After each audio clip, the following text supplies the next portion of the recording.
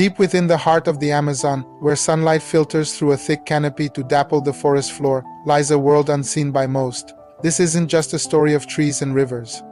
It's a tale of magic, courage, and the tiny guardians of the green.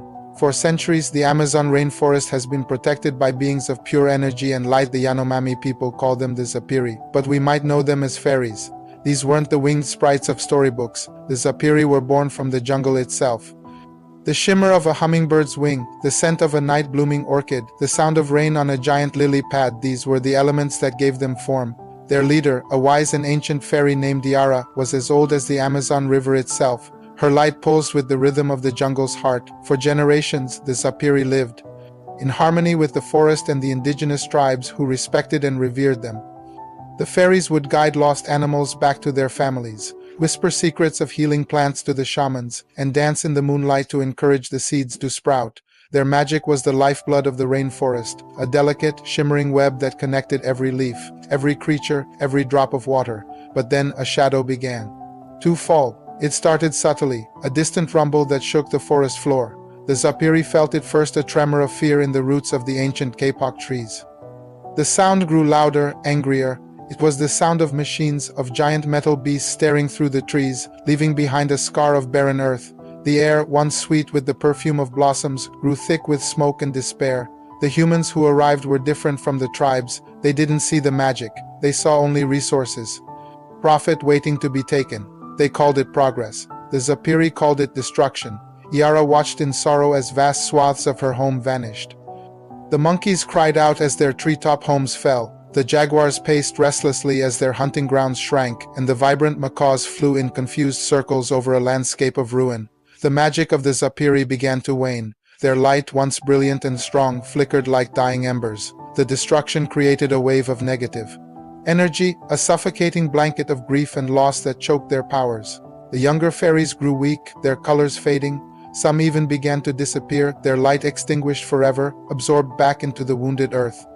Yara knew she had to act. Gathering the remaining Zapiri, she addressed them, her voice a soft rustle of leaves. "The heart of our world is breaking," she said, her own light dim with sadness. "The humans with machines are blind to the life they destroy. Their hearts are closed to the song of the forest. We cannot fight their metal.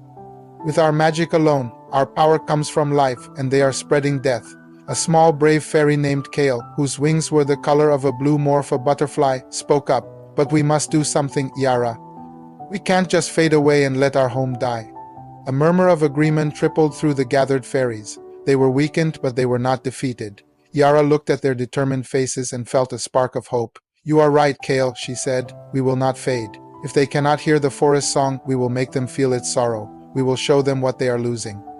Their plan was daring. They would pool all their remaining magic, not to fight the machines, but to weave a great illusion, a dream for the world to see.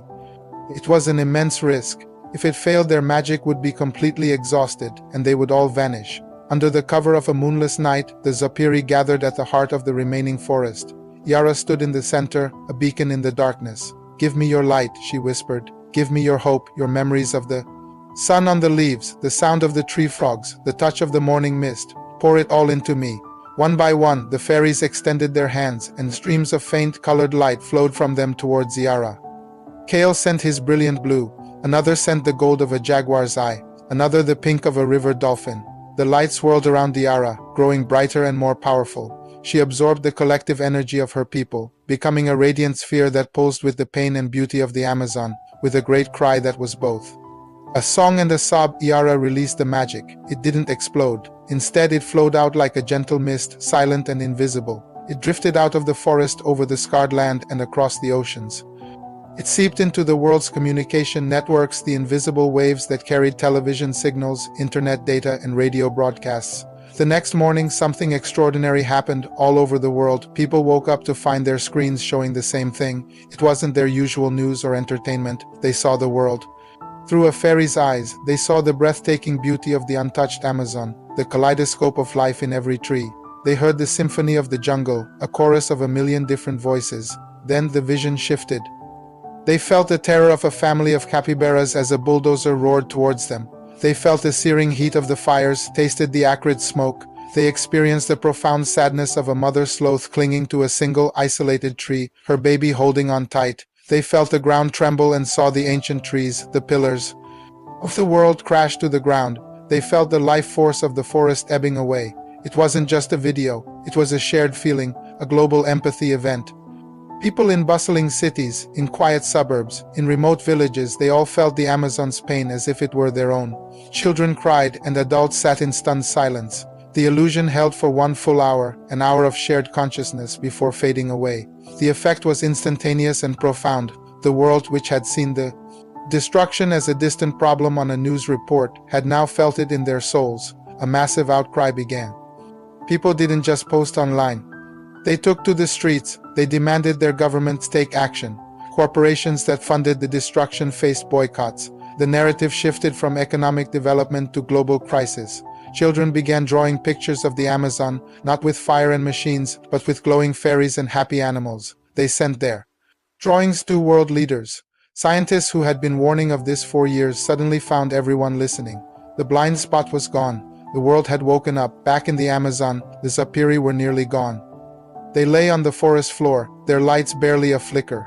Yara, having given the most, was almost invisible. They had spent everything. Kale crawled over to her. "Did it work, Yara?" He whispered, his own blue wings now a faint gray. Yara smiled weakly. "Listen," she whispered back, and they heard it. In the distance, the roar of the machines had stopped. For the first time in years, there was a moment of quiet. Then a new sound began to filter through the trees. It was the sound of human voices, but not angry or greedy. They were singing. Indigenous tribes, now joined by volunteers from all over the world, were beginning the long, slow work of healing. They were planting saplings, clearing debris, and guarding the forest edges. The negative energy that had been choking the jungle began to recede, replaced by a wave of hope, determination, and love. As this new, positive energy washed over the forest, a miracle happened. A tiny spark reignited in Yara's chest. Then in Kale's, all around them, the fading fairies began to glow once more. The hope of humanity was refueling their magic. The planting of a single tree sent a pulse of life that made their light stronger. Every person who chose to protect the forest was, unknowingly, helping to save its guardians. The healing of the Amazon would take centuries, but the tide had turned. The Zapiri, the fairies of the Amazon, had not fought with force but with feeling. They had reminded the world that a forest is not just a collection of trees, but a living, breathing heart. And by saving their home, they had shown humanity how to save a part of itself. And even now, if you walk deep into the Amazon and listen closely, you might just hear the faint tinkling laughter of the fairies, dancing once more in the green growing light. Thank you for watching. If you were inspired by this story, consider supporting organizations dedicated to rainforest conservation. Every little bit helps. Keep the magic alive. Don't forget to like, subscribe, and share this story with others.